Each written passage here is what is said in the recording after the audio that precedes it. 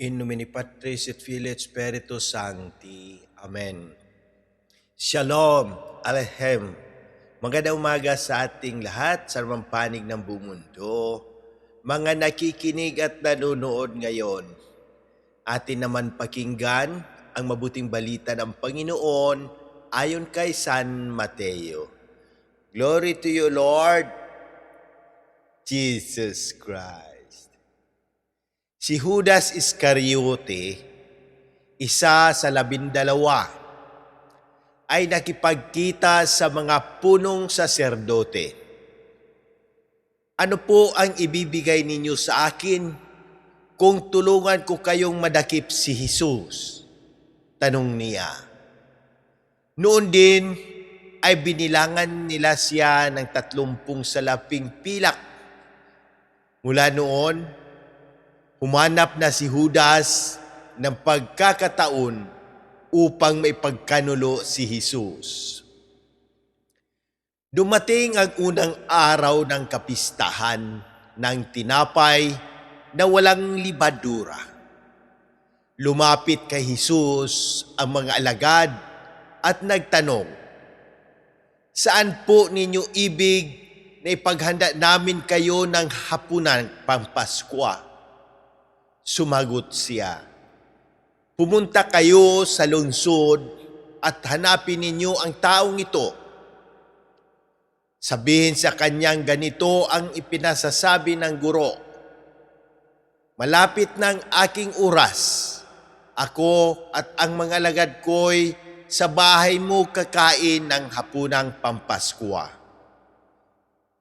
Sinunod ng mga alagad ang utos ni Jesus at inihanda nila ang hapunang pampaskwa.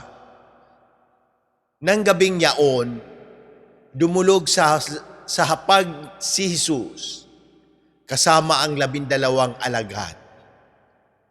Samantalang sila'y kumakain, nangusap si Jesus, "Sinasabi ko, isa sa inyo ang magkakanulo sa akin." Nanlumo ang mga alagad at isa't isa'y nagtanong sa kanya, "Ako po ba, Panginoon?" Sumagot siya, "Ang kasabay kong sumausaw sa mangkok ang siyang magkakanulo sa akin. Papanaw ang anak ng tao ayon sa nasusulat, ngunit sa aba na magkakanulo sa kanya. Mabuti pang hindi na ipinanganak ang taong iyon." Si Judas na magkakanulo sa kanya ay nagtanong din, "Guro, ako po ba?" Sumagot si Jesus, "Ikaw na ang nagsabi." Ang mabuting balita ng Panginoon. Praise to you, Lord Jesus Christ. Pagnilayan natin bilang Romano Katoliko, ngayong Wednesday of Holy Week, sa mabuting balita, makikita natin ang pagtataksil ni Judas, isang taong malapit kay Jesus, pero pinili ang pansariling interes kaysa katotohanan. Sa kabilang banda, sa Isayas, makikita ang larawan ng lingkod ng Diyos na handang magtiis ng hirap, paninirang puri at sakit, pero nanatiling tapat sa kalooban ng Diyos. Mayroong 2 landas ang ipinapakita dito. Ang landas ni Judas, pagtataksil, kasakiman, lihim na kasalanan. Landas ni Kristo, katapatan, pagtitiis, at pagsunod sa Ama. Minsan, parang si Judas din tayo. Hindi man natin ibinibenta si Kristo sa salaping pilak, pero ipinagpapalit natin siya sa kasalanan na paulit-ulit nating ginagawa. Pride o galit na ayaw nating bitawan. Kawalan ng oras para sa Diyos. Pero ang paanyaya ni Jesus ngayong Semana Santa, pumili ka.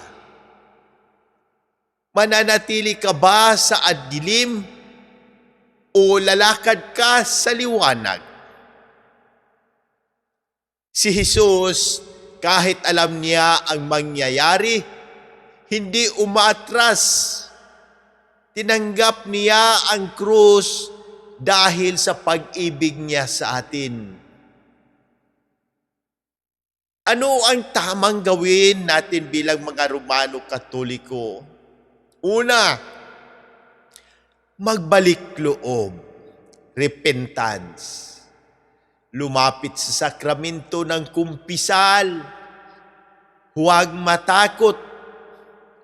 Dito nagsisimula ang tunay na pagbabago.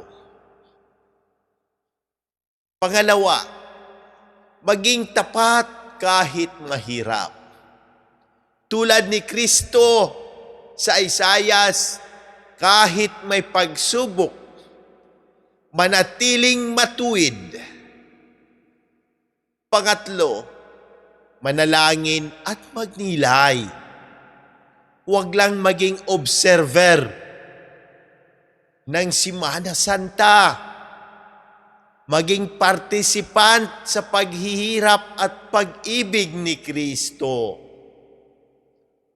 Pang-apat, iwasan ang pagtataksil sa maliliit na bagay. Minsan, maliit na kasalanan ang nagiging daan sa malaking pagbagsak. Ang mga halimbawa mula sa ating mga church fathers. Si Saint Agustin of Hippo ay nagsabi, God had one son on earth without sin, but never one without suffering. Ibig sabihin, ang pagiging tapat sa Diyos ay hindi nangungahulugang walang hirap, pero may kahulugan ang bawat pagtitiis. Si St. John Chrysostom naman ay nagturo, hindi si Judas ang pinili ng Diyos para magkanulo. Pinili ni Judas ang sarili niyang kasalanan. Ang aral dito ay may kalayaan tayo. Kaya piliin natin ang tama. Manalangin tayo. Ama naming makapangyarihan, sa mga sandaling kami ay mahina at natutukso. Ilayo mo kami sa landas ni Judas. Bigyan mo kami ng lakas upang piliin ka araw-araw. Kahit mahirap, ipinapanalangin namin ang kagalingan ng lahat na may karamdaman, physical, emotional, at spiritual.